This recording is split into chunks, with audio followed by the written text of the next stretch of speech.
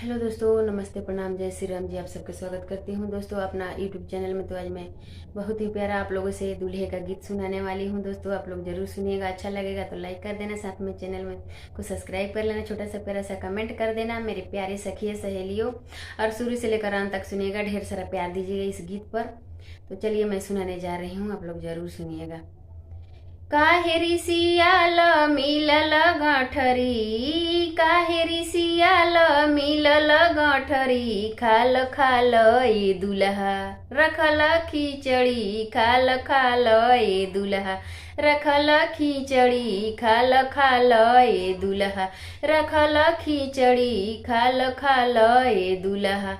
काहे ऋषियाल मिलल गांठरी, काहे ऋषियाल मिलल गांठरी, खाल खाल ए दुल्हा बचल खिचड़ी, खाल खाल ए दुल्हा रखल खिचड़ी, खाल खाल ए दुल्हा।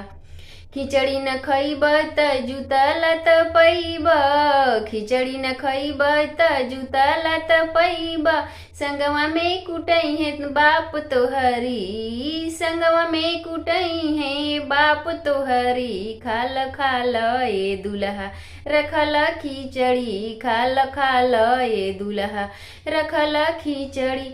काहे ऋषियाल मिलल गांठरी, काहे ऋषियाल मिलल गांठरी, खाल खाल ए दुल्हा रखल खिचड़ी, खाल खाल ए दुल्हा रखल खिचड़ी, खाल खाल ए दुल्हा।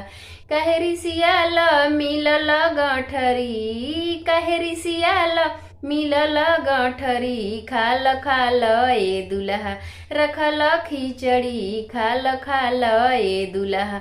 गाय जैसे सीधी तू दुल्हीन पैला, गाय जैसे सीधी तू दुल्हीन पैला, संगवा में पैला चाहे न सिकड़ी, संगवा में पैला चाहे न सिकड़ी, खाल खाल ए दुल्हा रखल खिचड़ी, खाल खाल ए दुल्हा रखल खिचड़ी।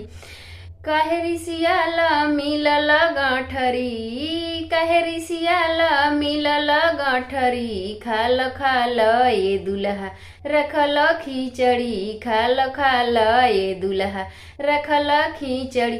तो दोस्तों आप लोगों को कैसा लगा ये दुल्हा का गीत, आप लोग जरूर कमेंट कर देना, छोटा सा प्यारा सा।